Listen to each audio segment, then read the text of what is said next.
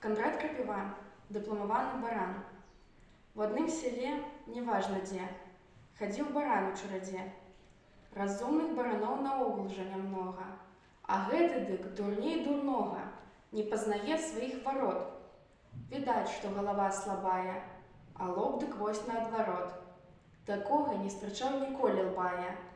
Калі няма разумніка другога, пабіцца каб удвух, дык ён разгоніць, ды ў сцену бух. А ў іншага дык выскачыў бы і дух, а ён нічога.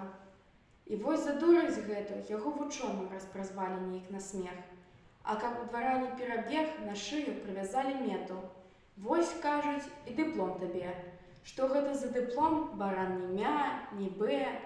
Аднак жа перад кошкаю пачаў ён ганарыцца. А што ж ты думала, сястрыца? Хіба мне пахваліцца няма чым?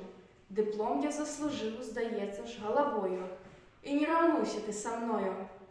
Аб гэтым лепей памаўчы, сказала яму кошка. Каб ты быў разумнейшы трошка, ды розумам раскінуць мог авечым, то ўбачыў бы, што ганарыцца нечым, бо заслужыў ты свой дыплом не галавой, а лбом. Другі баран не бэ, не мя, а любіць гучнае імя.